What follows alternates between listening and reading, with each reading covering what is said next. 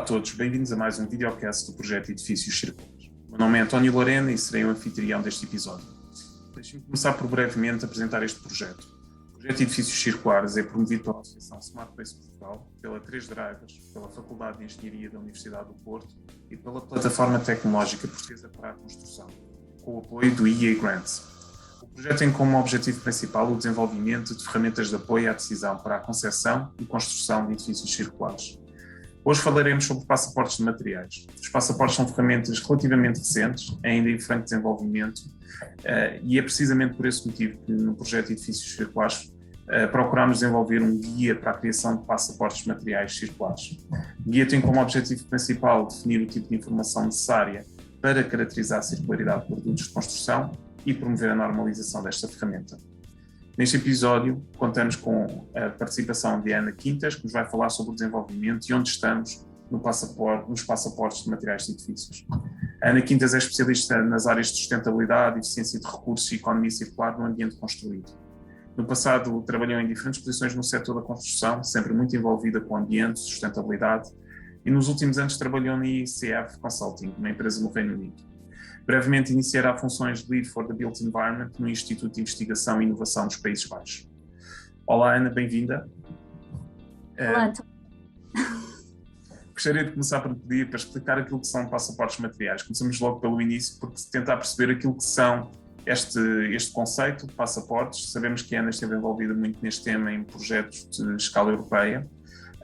E que nos fala um bocadinho sobre a importância destas ferramentas na transição do setor da construção para uma economia circular. Com certeza. Como muito bem referiu, os passaportes de materiais ainda estão numa fase de desenvolvimento. Portanto, eles surgiram mais ou menos há cerca de 5, 6 anos no âmbito de um projeto de investigação europeu chamado BAMP, Building as Material Banks, e na altura foi desenvolvido este conceito de criar um passaporte eletrónico que permitisse ser alocado a certos tipos de materiais e edifícios para preservar a informação tanto dos materiais como do edifício ao longo do ciclo de vida dos mesmos. Portanto, os passaportes de materiais são ferramentas e esperemos que digitais, que têm sido desenvolvidas tanto na parte de produtores de produtos e de fabricantes, acho que é essa a palavra que estava a faltar, mas principalmente com o intuito de agregar informação e que essa informação seja disponibilizada ao longo da utilização tanto do produto como do edifício. São conjuntos de dados que descrevem as características dos materiais nos produtos e dos edifícios e que ajudarão, digamos assim, a preservar este valor, que é o conceito da economia circular, não é? Portanto, tentar preservar o valor ao longo do ciclo de vida dos recursos e por isso usar menos recursos.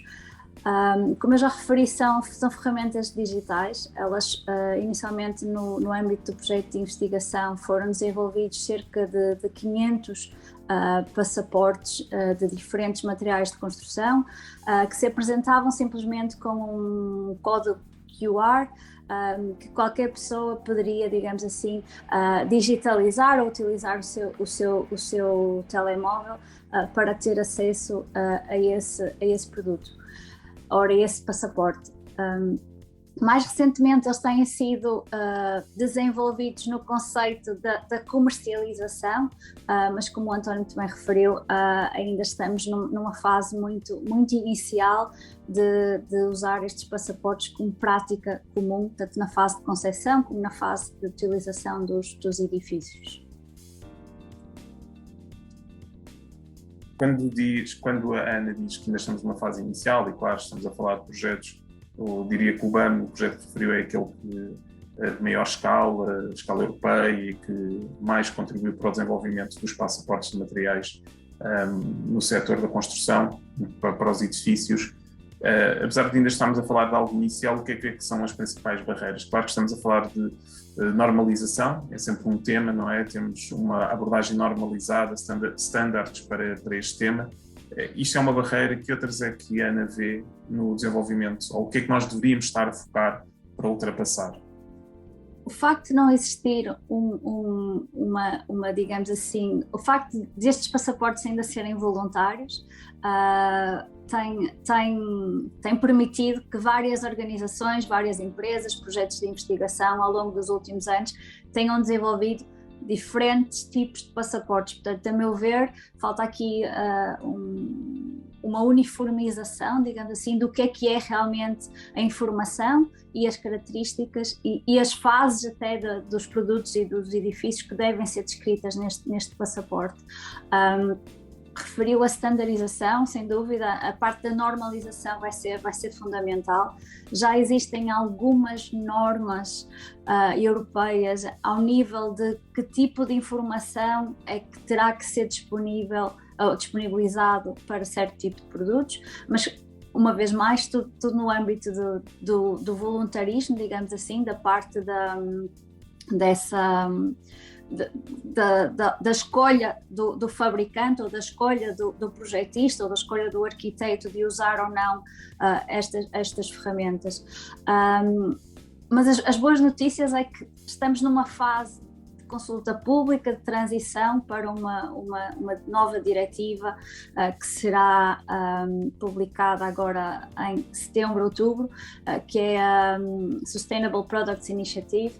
É uma diretiva europeia que prevê, digamos assim, a definição do que é ou que irá ser estes passaportes de materiais. Eles até agregam a palavra digitais. Portanto, esta diretiva é focada, no caso da construção, em três materiais-chave, que é o aço, o betão e alguns produtos químicos, e esperemos que, digamos assim, o outono nos traga um bocadinho mais de informação sobre o que é que terão que ser estes passaportes de materiais digitais.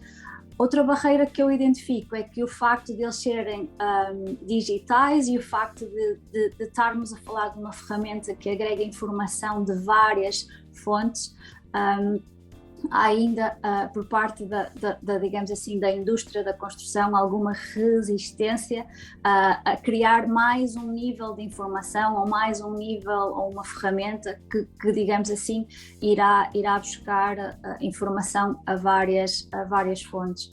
A vantagem que eu vejo, e na altura do projeto BAM, que realmente foi um projeto que investiu bastante no desenvolvimento deste conceito, foi que se criaram ferramentas informáticas e digitais, as chamadas APIs, que são, digamos assim, conectores que permitem usar diferentes fontes de informação, diferentes plataformas já existentes, portanto, tanto da parte dos construtores como da parte dos fabricantes, e, digamos assim, informaticamente ligá-las todas e disponibilizar essa informação num só local. Como terceira barreira, eu identificaria o facto de existirem várias ferramentas com o mesmo propósito. Portanto, se pensarmos nas análises de ciclo de vida e das declarações ambientais de produtos, por exemplo, os famosos EPDs, que o setor da construção tem, digamos assim, agregado e desenvolvido com bastante entusiasmo, são fontes de informação e são plataformas que de alguma forma já, digamos assim, agregam esta informação. Portanto, estamos a criar não uma nova plataforma, esperemos que uma plataforma um bocadinho mais, como a gente diz aqui em Inglaterra, de umbrella, que irá permitir ir buscar a vários destes instrumentos esta informação. E, portanto, como terceira barreira, eu identificaria que é difícil quem chega ao setor e quem, digamos assim, começa a trabalhar nestas áreas, perceber esta diferença que há entre as diferentes ferramentas, que por vezes não são ainda muito claras estas linhas ou estas, digamos assim, estes limites. É engraçado a Ana falar das declarações ambientais de produto, que eu acho que temos que estabelecer aqui uma analogia, principalmente naquilo que uma taxa de adoção pelos setores, ou seja, nós vemos que na declaração ambiental de produto existem países onde ela é hoje mais, eu vou dizer, está mais presente, ou seja, é mais comum encontrarmos produtos com a declaração ambiental de produto e de certa forma há aqui dinamizadores ou drivers que apoiam ou que aceleram a adoção deste tipo de ferramentas. Tal e qual como nas DAP nós poderíamos identificar compras públicas ecológicas, etc., esse tipo de iniciativas, a Ana vê também que tipo de drivers é que nós podemos identificar também para os passaportes. Estamos a falar dos mesmos drivers, ou seja, se vier na diretiva, por exemplo, que as compras públicas devem incluir este tipo de instrumentos, passaportes, acha que isto é o tipo de driver que precisamos ou é mais complicado? Como é que a Ana vê isto? Sem dúvida, eu acho que a maioria dos drivers serão os mesmos, sem dúvida, tanto nas compras públicas, e eu acho que isso terá, digamos assim, um papel fundamental. Aliás, a Comissão Europeia tem trabalhado digamos assim, nas green procurements e também está para breve uma reformulação dessa área, e isso terá um impacto, digamos assim, em tudo que serão obras públicas, digamos assim. Eu acho que há aqui só mais duas situações que é importante referir, que é o facto de estarmos a viver nesta época ou era de pós-Covid, em que temos a Comissão Europeia a investir numa recuperação para a resiliência, e portanto estamos a falar no Green Deal, que digamos assim irá sem dúvida focar em algumas dessas áreas, e portanto irá haver investimento para se criar esta resiliência, portanto tanto compras públicas como digamos assim, como requisitos em várias diretivas irão aparecer sem dúvida nos próximos tempos. E depois só uma última nota em relação à EU Taxonomy, que é, digamos assim, esta necessidade de criar esta informação clara sobre o que é que estamos a falar, não é? Portanto, e tem-se falado muito nos greenwashings, e tem-se falado muito em que realmente estas sensibilizações ambientais e para a sustentabilidade muitas vezes não são fundamentadas.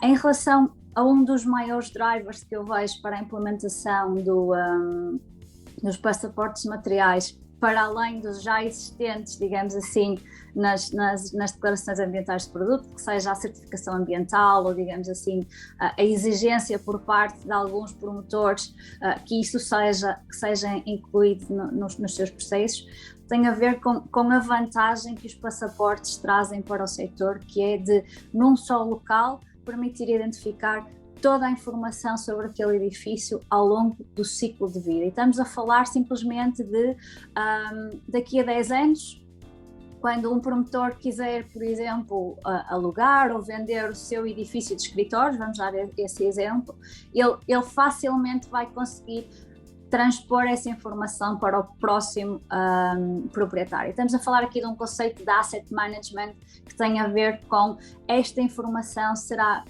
digamos assim, valorizada na perspectiva da utilização dos edifícios, não é? Portanto, no futuro, os futuros proprietários, digamos assim, poderão rapidamente perceber melhor o que é que estão a comprar, melhor onde é que estão a investir, digamos assim, os seus capitais e os seus fundos, e conseguir planear a curto, ou médio ou longo prazo até, como utilizar aquele edifício e que tipo de custos ou benefícios, digamos assim, estamos a falar. E assim, só num exemplo muito prático para quem está a ouvir conseguir perceber, por exemplo, se estivermos a falar de coisas básicas como, por exemplo, uma tela de impermeabilização, que nós sabemos que deve ser trocada a cada, sei lá, 5, 10 anos, não sei muito bem, mas por exemplo, o passaporte de materiais irá permitir que essa informação sobre essa tela também esteja lá, e portanto irá informar no futuro essa necessidade que há de, por exemplo, substituir a tela nos próximos 2, 3 anos, e portanto quem adquirir esse edifício poderá facilmente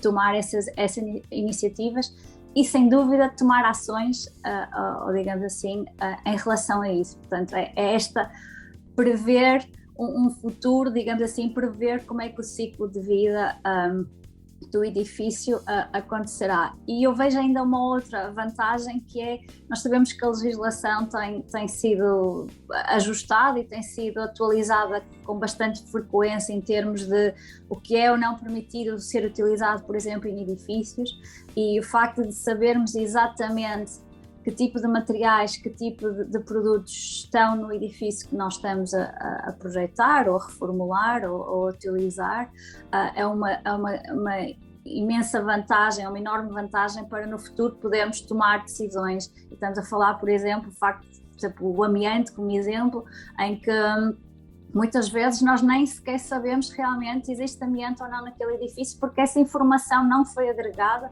e não foi disponibilizada para os futuros utilizadores. E, portanto, eu vejo isso como também um dos maiores drivers na parte do facility management e também na parte do criar valor para o futuro. E depois, claro, podemos falar do fim de vida do edifício, mas isso acho que vamos deixar para um bocadinho mais tarde.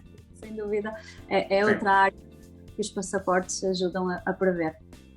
Sem dúvida, a questão do asset manager, quem vai fazer a gestão do edifício, e esse claramente é um modelo em que nós temos o asset manager já, ou seja, não a figura de um proprietário como eu, ou se calhar como a Ana, proprietários de uma casa, mas quem gera conjuntos de escritórios, de imóveis de habitação, etc. Todo esse tem uma grande vantagem em profissionalizar e fazer uma gestão mais streamlined daquilo que são os seus ativos. Isso é claramente uma das vantagens que nós também identificámos no âmbito do projeto de edifícios circulares.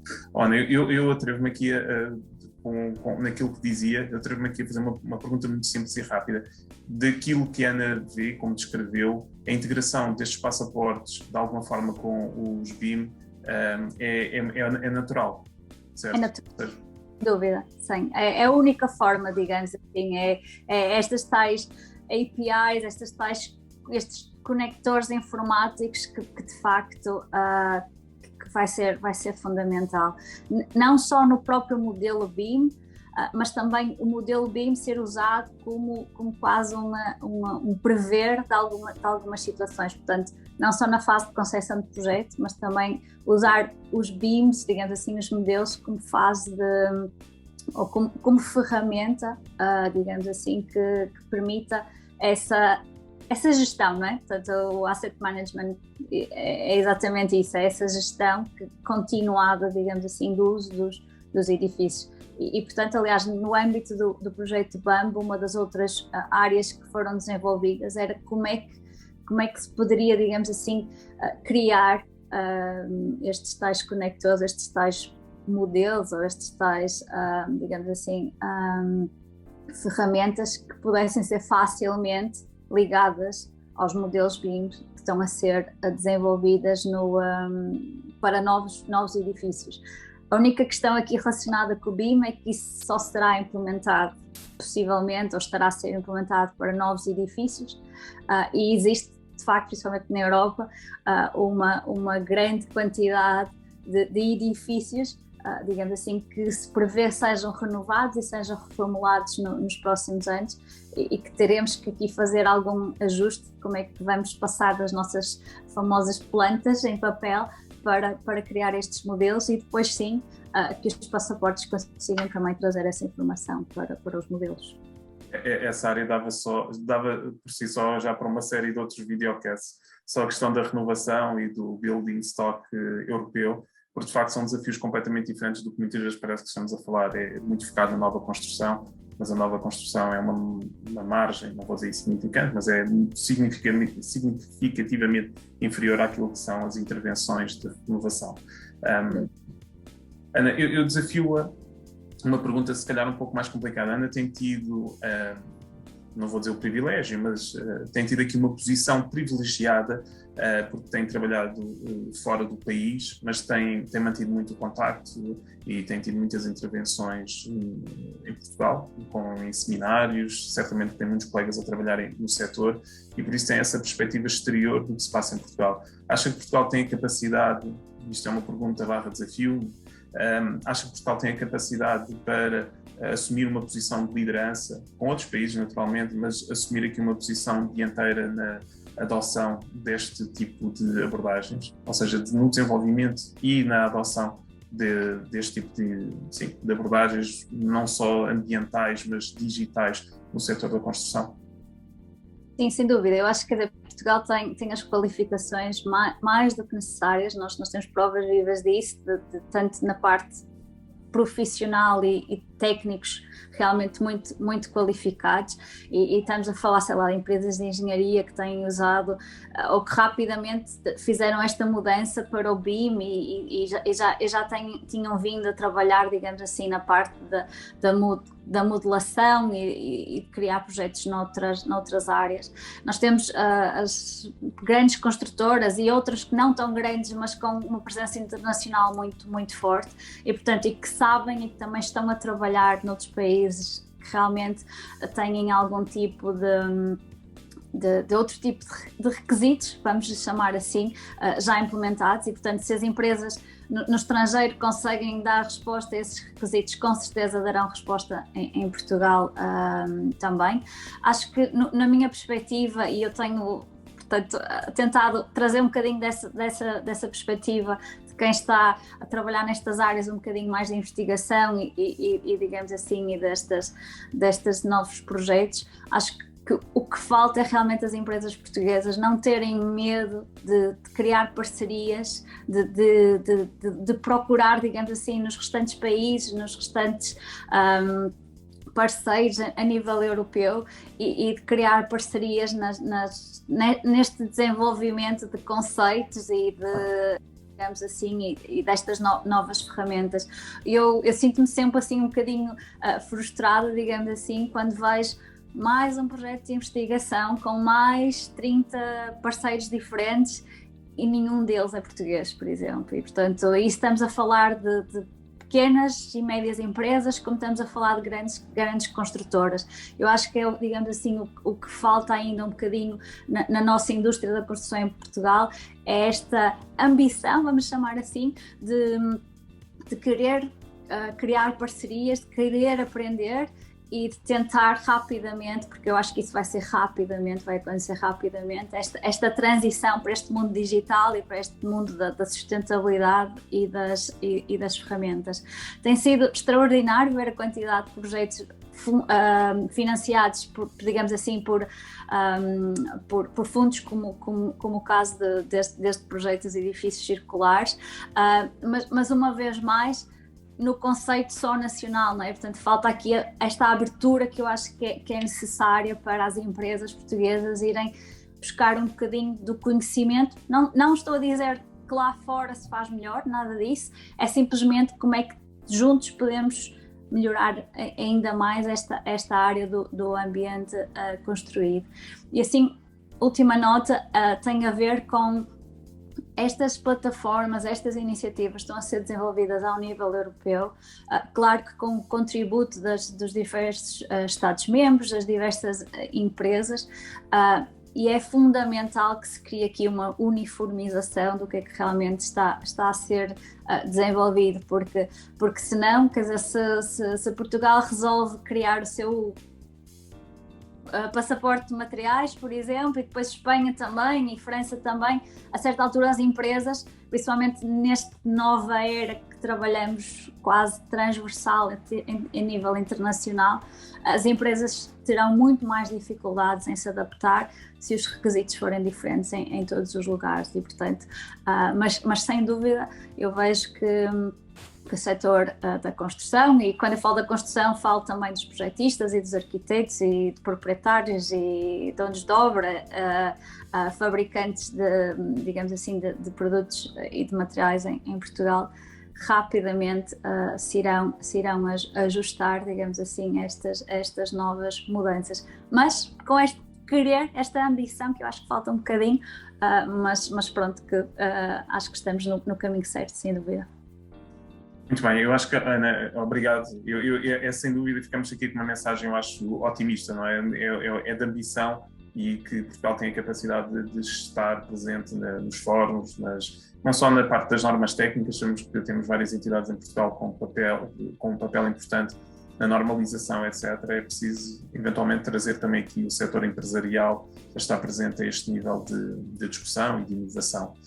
Ana, muito obrigado pela participação, acho que é uma conversa muito interessante. Estaríamos aqui certamente mais tempo, mas aqui os times hoje em dia deste tipo de iniciativas têm que ser um pouco mais curtos do que nós gostaríamos. Do nosso lado é tudo e para quem nos ouve, esperemos poder contar convosco no próximo videocast do projeto Edifícios Circulares. Obrigada novamente. Muito obrigada e bom dia. Bom dia.